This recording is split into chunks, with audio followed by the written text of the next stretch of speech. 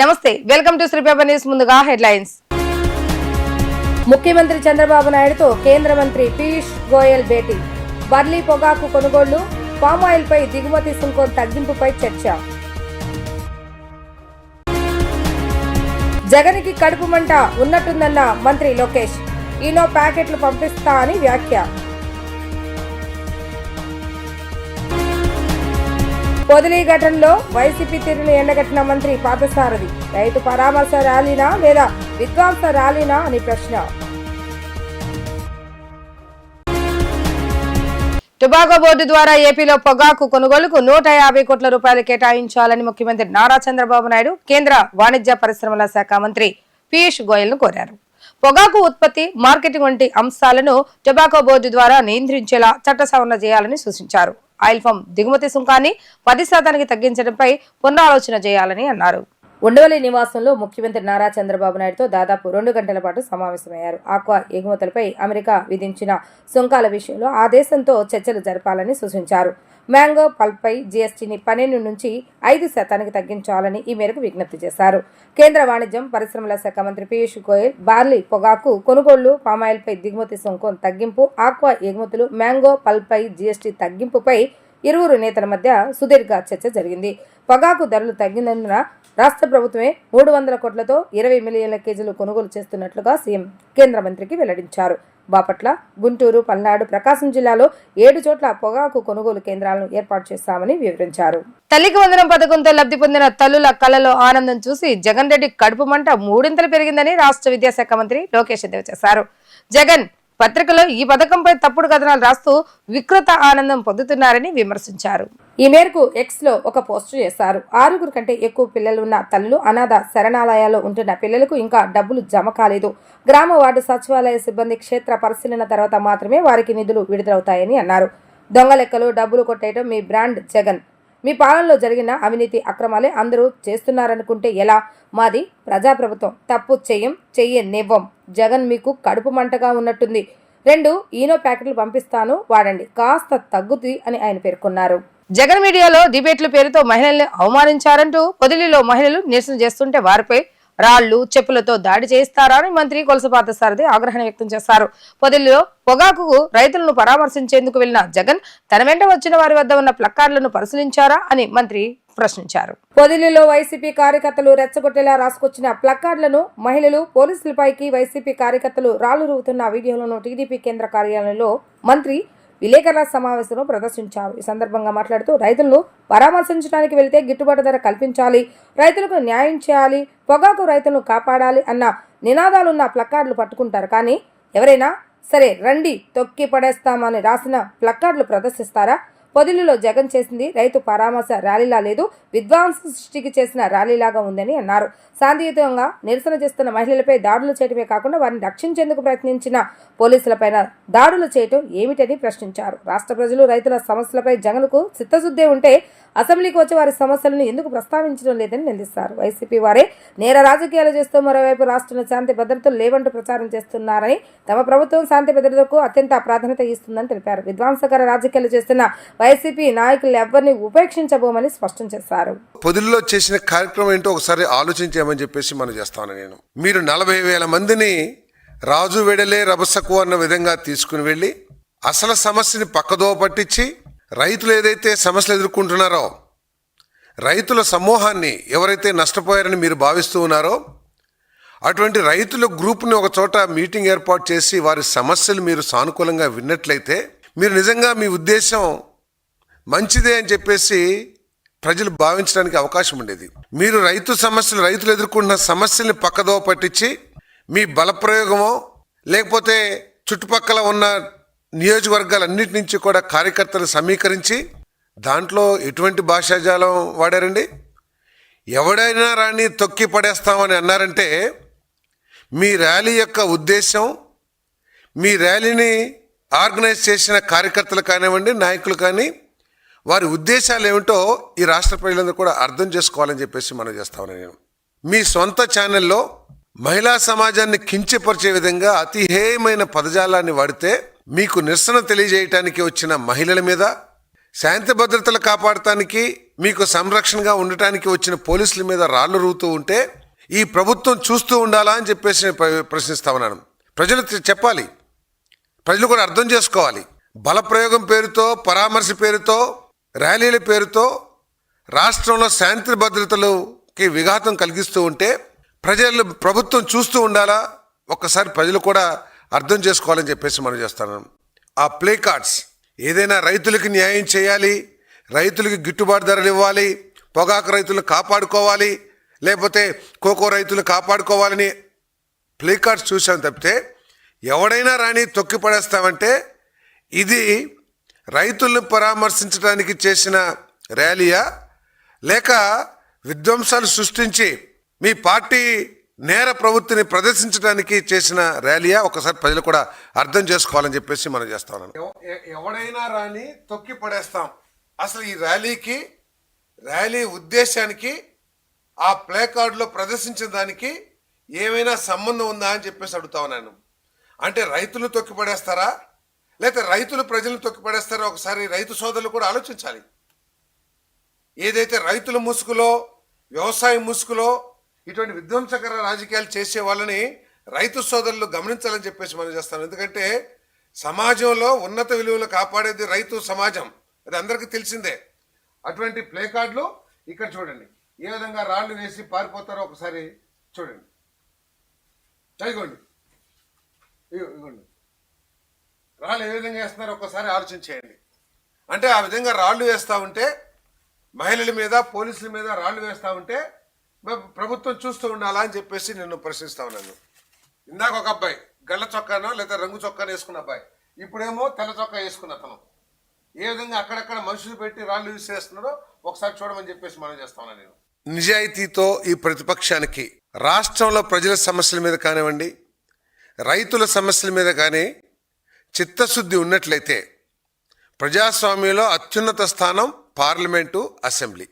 మీరేమో మీ స్వార్థం కోసం రాజ్యాంగ విరుద్ధమైన పదవీకాంక్షతో మీరు అసెంబ్లీకి వచ్చి ప్రజల సమస్యలనేమో ప్రస్తావించరు.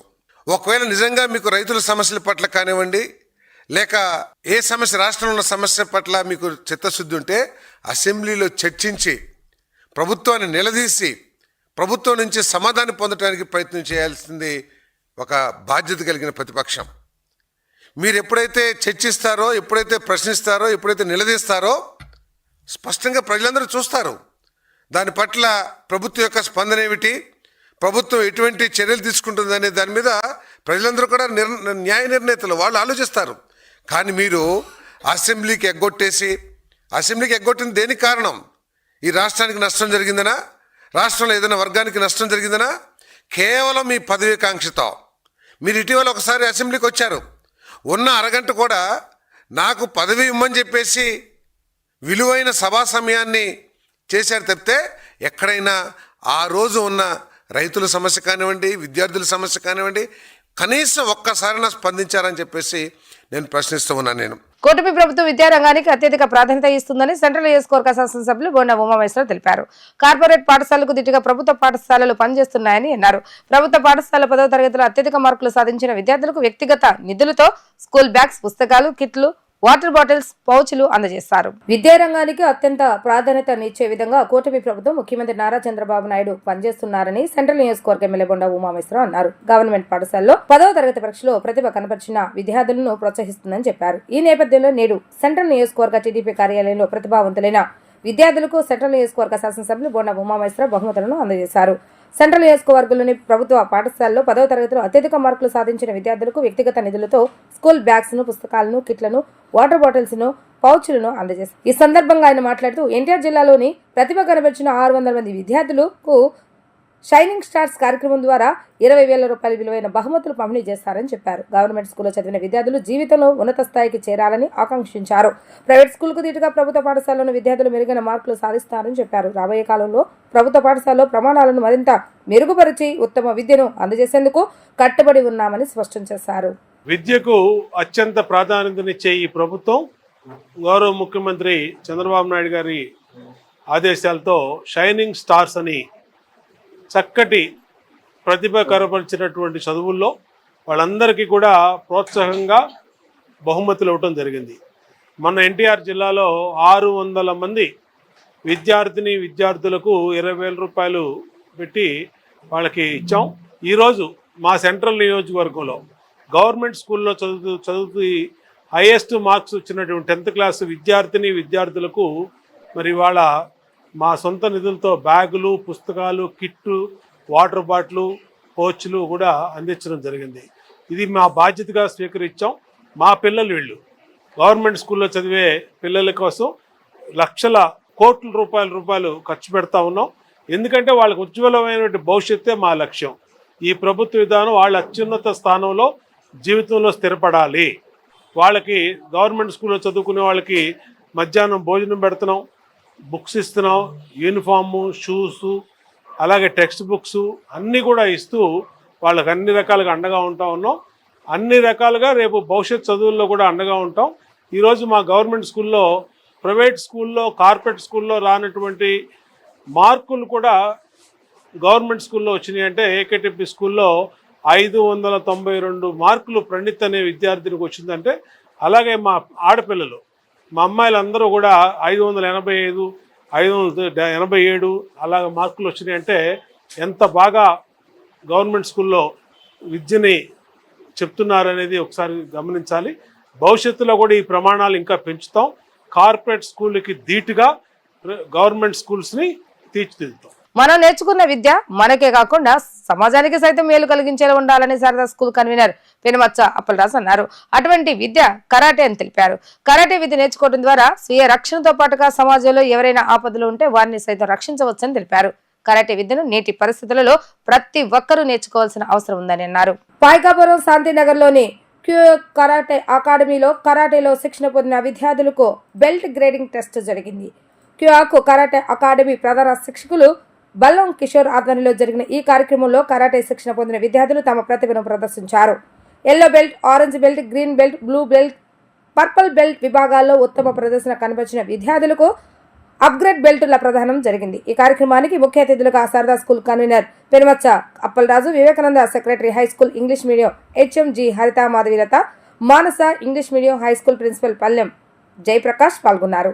ఉత్తీర్ణత అనంతరం విద్యార్థులకు బెల్టులు అందజేయటమే కాకుండా బెస్ట్ పర్ఫార్మెన్స్ చేసిన వారికి మెమోంటోలు, సర్టిఫికెట్లు ప్రదానం చేయడం జరిగింది. ఈ సందర్భంగా అప్పలరాజు ఇతర అతిథులు మాట్లాడుతూ కరాటే విద్యను అభ్యసించి మంచి ఆరోగ్యం పొందాలని, శరీరాన్ని ఉక్కులాగా మలుచుకోవాలని క్యూయాకు కరాటే అకాడమీలో మార్షల్ ఆర్ట్స్ ద్వారా శారీరక దృఢత్వంతో పాటు ఏకాగ్రతతో రెప్పపాటు వేగంతో కదిలే విధంగా శరీరాన్ని మార్చుకోవాలని, ముఖ్యంగా మహిళలు ఇలాంటి విద్యను నేర్చుకుని తమను తాము కాపాడుకోవడంతో పాటు గురువులకు, సమాజానికి మంచి పేరు తేవాలని అన్నారు.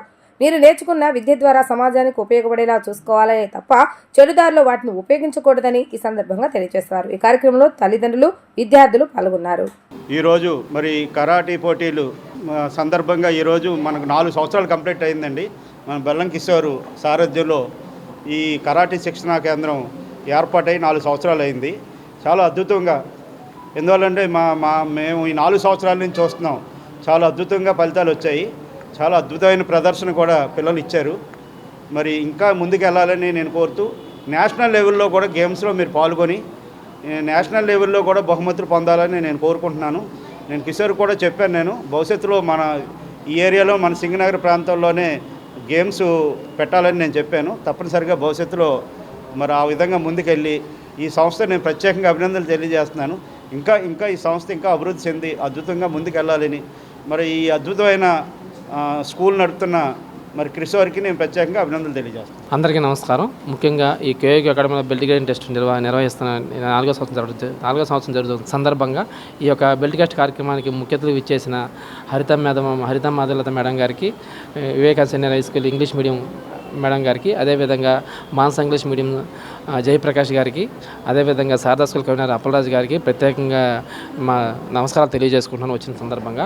అదేవిధంగా ఈ యొక్క కార్యక్రమానికి ఎంతో ముఖ్యంగా ఎవరైనా నేను ఆ, ముందుకు వచ్చిన తల్లిదండ్రులందరికీ ముఖ్యంగా నేను ధన్యవాదాలు తెలియజేసుకున్నాను. అదేవిధంగా ఈ యొక్క కార్యక్రమంలో పాల్గొని వారి యొక్క విధానంలో ముందుకెళ్ళి వాళ్ళ ప్రతిభ జీవితంలో ముందుకెళ్ళిన మా విద్యార్థులకి, కరాటే విద్యార్థులందరికీ నా ఆశలు తెలియజేసుకుంటున్నాను. ఈ సందర్భంగా ఈ యొక్క కార్యక్రమానికి ప్రత్యేకంగా వచ్చి బెల్ట్ టెస్ట్ చేసిన మా గురువు గారైన మా మాస్టర్ గారికి కూడా ప్రత్యేక ధన్యవాదాలు తెలియజేసుకుంటున్నాను. అదేవిధంగా రానున్న రోజుల్లో కూడా పిల్లలు ఇంకా ముందుకెళ్ళి ఇంకా చెప్పినట్టు జాతీయ అంతర్జాతీయ ముందు రాణించాలని, అదేవిధంగా వాళ్ళకి ఈ యొక్క కరాటే విద్యలో ఎటువంటి కరాటే విద్య కాకుండా శారీరక శ్రమ, ఈ నైపుణ్యాల విద్యలని తల్లిదండ్రులు ఇంకా ప్రోత్సాహం అందించాలని కోరుకుంటూ ఉన్న ఈ తల్లిదండ్రులు వాళ్ళందరికీ మార్గదర్శనం ఇస్తారని చెప్పి తెలియజేస్తున్నాను. అదేవిధంగా మాకు ఇన్స్టిట్యూట్లో 55 ఇయర్స్లో ఉండి కూడా ముందుకు వచ్చి నాకు కూడా ఒక కాన్ఫిడెన్స్ చేసిన మా సార్ శ్రీనివాస్ సార్కి, అదేవిధంగా మా బాలయ్య గారి సార్కి కూడా ప్రత్యేక ధన్యవాదాలు తెలియజేసుకుంటున్నాను. రాష్ట్ర ప్రభుత్వం ఎన్నికలకు ముందు హామీ ఇచ్చిన విధంగా తల్లికి వందన పథకాన్ని అమలు చేసి మాట నిలబెట్టుకుందని ప్రభుత్వ విప్ సెంట్రల్ శాసనసభ్యులు బోండా ఉమామేశ్వరరావు అన్నారు. ఇచ్చిన ప్రతి ఒక్క హామీ నిలబెట్టుకునే ప్రభుత్వం టీడీపీ కూటమి ప్రభుత్వం అని ఈ సందర్భంలో ఉమా అన్నారు. 63వ డివిజన్ రాజీవ్ నగర్ లో తల్లికి వందన పథకాన్ని సమర్థవంతంగా అమలు చేసే ప్రతి విద్యార్థి భవిష్యత్తుకు బంగారు బాట వేసిన ముఖ్యమంత్రి నారా చంద్రబాబు నాయుడు చిత్రపటానికి పాలాభిషేకం కార్యక్రమాన్ని స్థానికులు ఏర్పాటు చేశారు. ఈ కార్యక్రమంలో ఎమ్మెల్యే బోండా ఉమామేశ్వరరావు స్థానికులతో కలిసి చంద్రబాబు నాయుడు చిత్రపటానికి పాలాభిషేకం చేశారు. ముఖ్యమంత్రి నారా చంద్రబాబు నాయుడుకు, విద్యాశాఖ మంత్రి నారా లోకేష్ కు, ఎమ్మెల్యే బోండా ఉమామేశ్వరరావుకు ఈ సందర్భంగా స్థానికులు ధన్యవాదాలు తెలిపారు. పాలాభిషేకంతో పాటుగా కేకులు కోసి మిఠాయిలు పంచి డివిజన్ వాసులకి తల్లికి వందనం పథకాన్ని అమలు చేసినందుకు సంతోషం వ్యక్తం చేశారు. చంద్రబాబు నాయుడు ముఖ్యమంత్రిగా ఉన్నంత వరకు జగన్ ఆటలు సాగవని హోంమంత్రి వంగలపూడి అనిత ధ్వజమెత్తారు. శాంతి భద్రతలకు ఎలాగైనా విఘాతం కలిగించాలని చూస్తే జగన్ కుట్రలు రాష్ట్రంలో సాగనివ్వమని తేల్చి చెప్పారు. రాష్ట్రంలో మహిళలకు అత్యధిక ప్రాధాన్యత ఇచ్చే దిశగా కూటమి ప్రభుత్వం ముందుకు సాగుతుందని అన్నారు. దీనికి ఎవరు విఘాతం కలిగించాలని చూసినా ఉపేక్షించేదే లేదని ఆమె స్పష్టం చేశారు. ఈ సందర్భంగా ఏర్పాటు చేసిన విలేకరుల సమావేశంలో హోంమంత్రి వంగలపూడి అనిత మాట్లాడుతూ మహిళల్ని అడ్డం పెట్టుకుని రాజకీయాలు చేయాలనుకుంటున్న జగన్ కు సిగ్గనిపించడం లేదా అని ప్రశ్నించారు.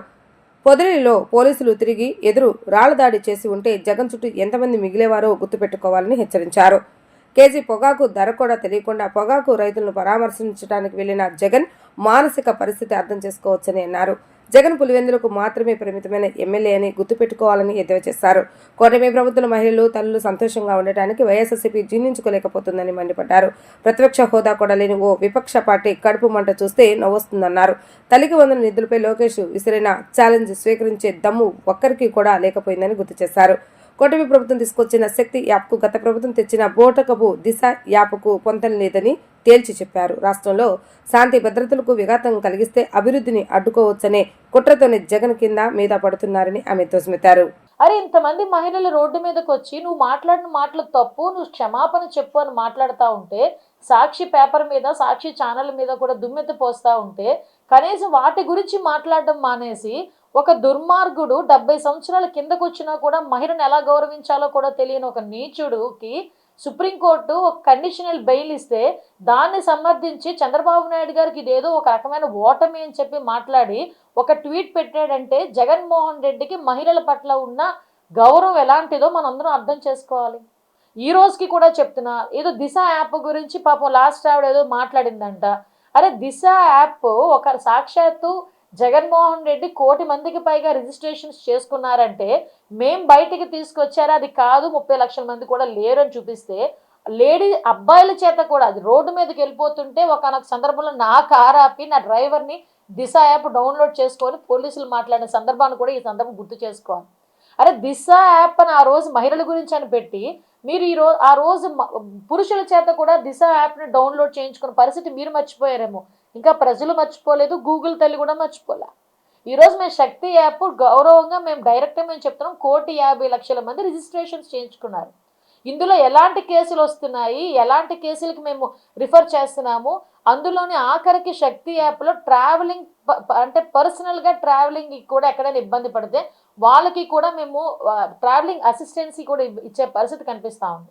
ఒక పులివెందులకి మాత్రమే ఎమ్మెల్యేగా మిగిలిపోయిన జగన్మోహన్ రెడ్డి ఈ రోజుకి కూడా బుద్ధి తెచ్చుకోకుండా లా అండ్ ఆర్డర్లో ఏ రకంగానైనా దాన్ని ట్విస్ట్ చేయాలి, లా అండ్ ఆర్డర్ని విఘాతం కలిగించాలి అని చెప్పి చేసే ప్రయత్నాలు ఎన్ని నువ్వు ప్రయత్నాలు చేసుకో, నువ్వు తలకిందలుగా తపస్సు చేసినా ఇక్కడ చంద్రబాబు నాయుడు గారు ముఖ్యమంత్రిగా ఉన్నంత వరకు నీ ఆటలు మాత్రం సాగు.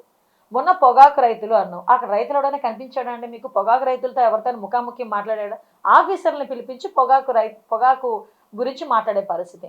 ఓకే, వెళ్ళావు కేజీ పొగాకు ధర కూడా నీకు తెలియకుండా పొగాకు రైతులను పరామర్శించడానికి వెళ్ళిన ఆ పరామర్శ యాత్రలో నీ పేటీఎం బ్యాచ్ చుట్టుపక్కల ఉన్న 4-5 నియోజకవర్గాల నుంచి కూడా డంప్ చేసుకొని జనాలు మాకున్నారు అని చూపించుకోవడానికి డంప్ చేయించుకొని అక్కడ పోలీసుల మీద రాళ్ళు రువే పరిస్థితి కనిపిస్తూ ఉంది. అక్కడ మా పోలీస్కి ఒక అతనికి కుట్లు కూడా పడిన సందర్భాన్ని కూడా గుర్తు చేయాలి. ఒక మహిళా పోలీసుల మీద అక్కడ రాళ్ళు ఇసిరితే దెబ్బలు తగిలినాయి. అదే పరిస్థితుల్లో మా పోలీసులు కూడా ఒక్క క్షణం వాళ్ళు గనక వాళ్ళకి దెబ్బలు తగిలినాయి అని చెప్పేసి పక్కకి వెళ్ళి ఏ లాఠీ చార్జ్ చేస్తే నీ కార్యకర్తలు ఎంతమందికి మీదకి అది ఇబ్బంది పడేదో ఒకసారి ఆలోచించావా జగన్మోహన్ రెడ్డి? అంటే మేము దాన్ని రెచ్చగొట్టుకోవడానికే నువ్వు ఆ పోలీసుల మీద రాళ్ళు ఇచ్చే పరిస్థితి. అక్కడ శాంతియుతంగా ధర్నా చేస్తున్న మహిళల మీద చెప్పులు ఇసిరి రాళ్ళు ఇసిరి వాళ్ళ మీద నానా బూతులు వాళ్ళని తిట్టిస్తూ ఉంటే అక్కడ రెచ్చగొట్టే పరిస్థితి చేసావు. అంటే వీళ్ళకి ఒక నైజం అన్నమాట. ఏదైనా ఒక మంచి పని జరుగుతోంది అంటే దాన్ని చెడగొట్టడానికి ఆడవాళ్ళు ముందు తీసుకొచ్చి రాజకీయం చేస్తాను. సిగ్గు అనిపించట్లేదా?